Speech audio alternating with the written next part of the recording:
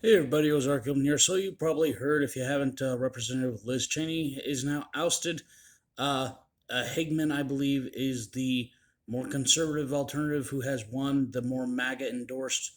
But the media is collectively losing their minds because for some reason, all of a sudden now, CNN and the left absolutely loves Liz Cheney. You know, the whole warmonger constantly in the Middle East interfering, interventionism overseas and all that. I mean, all of a sudden they love her. So, with all the political tension and everything, and the rhetoric they've been pushing in the media, especially against the American people, saying things like criticism of the government are extreme and all that, surely CNN is kind of doing their part in like to not ramp up the rhetoric, right?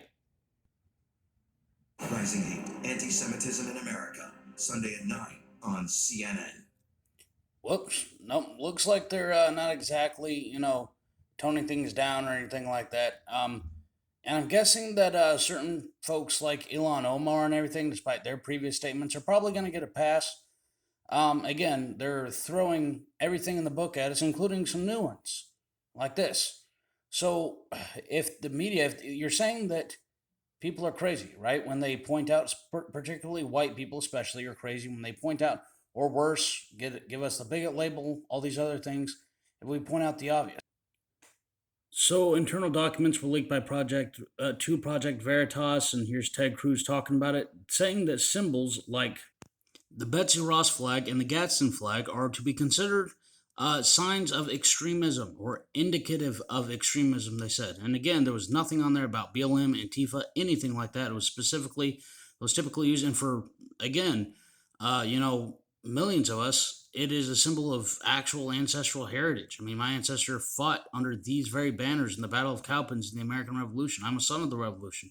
To us, these are somewhat ethnic symbols. These are sacrosanct to us, and yet another indicator that the FBI and the DHS now, turns out them too, leaked to Project Veritas recently, says that people who do this and believe in adhering to the Constitution as it is written, again, a sign of extremism. Criticizing the government, signs of extremism. Back when parents criticized CRT because it was specifically geared at making their children labeled, specifically white parents, making their children labeled the oppressors. In Florida, DeSantis found 40% of all books had anti white rhetoric in it, in math books, by the way. That was in math, along with a bunch of smut in children's libraries, all these perverse things. And yet, criticizing these, and of course, parents understandably being upset, labels them, again, extremists, including these literal symbols of our heritage. But instead, they included, rather astonishingly, patriotic symbols of our nation and our history. Included on this list is the Betsy Ross flag. Now, that's fairly remarkable that the Betsy Ross flag in the FBI's indication is indicative of militia violent extremism, because among other people who have been.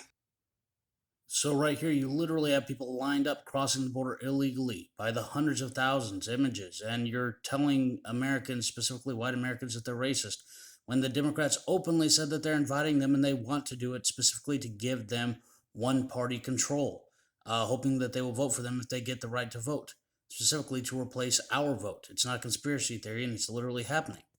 And there's no intellectual conversation to be had on this. There's no even right to peaceful redress of grievances. Nope. The Cato Institute and all these other powerful organizations said, for instance, turn these pushers of this anti-white conspiracy theory into pariahs. Again, using their power in the media. And what does just a simple media search bring up? What's the first thing that comes up when you search white people? Oh, well, surely it's positive stuff, right? Nope. Top results on Google. A glimpse of a future without white people. Written by somebody, again, imagining that getting featured headline. Forbes, Anti-Racism 101. Let's clarify white privilege once and for all. So again, and then right next to that, oh, by the way, firing white people. Yeah, because that just came out in Fox News reported as well. That many school districts are talking about, oh, we're not going to lay off minorities first in the face of any, budget shortages or anything like that. We'll just lay off the white people first because, equity and everything. So our statues have been torn down in riots. This language is highly institutionalized. The first things that come up in all the media as soon as you search us, and yet we say anything, particularly these issues that directly affect us, and you label us this. Any issues, any politicians that we that might support us statistically and our issues, our jobs, etc. Again, we bring up issues with the election, you get banned from the internet. Are historic and ancestral symbols deemed extremist? And where did it all come from anyway? Well, everything has to come from something. This all has common language, common methods, and it's called the white racial identity model or white racial identity development. And as you can see here, it means that white people must accept their roles in ongoing racism and maintaining a racist society, the need for them to act responsibly by dismantling systemic racism. In other words, kind of sounds like your typical, self-loathing white liberal. You basically are forced to trade your identity as a white person in exchange for this kind of elitist liberal position in the new elite liberal class. As you can see, it says it relies on guilt or shame, may be experienced, and that this is a necessary step and that this is what it is trying to accomplish. Keep in mind, they say that, oh, this isn't taught to your kids in schools, and yet the principles of it, going by many names, or the critical race theory, white racial identity development, one of the key principles of it is find the racism in everything. And of course, racist, bigot, etc. It's pretty much a word used exclusively toward us, especially when they use the systems of power rhetoric in order to excuse any anti white actions directed against us, like all the headlines and everything I just showed you. One of the key stages of this, one of the first stages of it, is called the disintegration stage. In other words, you must have your white identity, what they call whiteness, disintegrated. Yeah, I mean, I'm not making that up. It's right there in the language. And once your identity is disintegrated, I mean, this has already kind of happened over the course of decades. As you can see, kind of see how it's deliberate. We don't really think of much of an identity of ourselves or anything like that, or a heritage or an ethnic identity, despite our, common historical experience of coming to Europe, nation building, settling, etc. It's never portrayed in any kind of positive light or our accomplishments or the accomplishments of our ancestors. Now, look at what it says the goal is. This explains the self righteousness of the whole white liberal thing, which, by the way, the entire goal is for when everything goes wrong, because it will, to blame it on their quote unquote white allies. The reintegration stage is when an individual now has conscious belief in white superiority. They literally want the disintegrated ally white people to believe that they are superior. And then they can turn around and point to that later and again blame them for everything. That's the entire point of this entire thing. And Lord forbid you have any positive aspect or be proud to be white or teach your kids anything like that.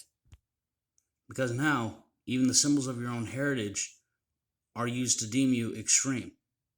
Well, at least only when you bring them up and use them in any kind of positive way about yourself, your heritage, your people. So, you know what? Use the symbols, use the flag, start teaching your kids about their heritage, their ancestry, who they are.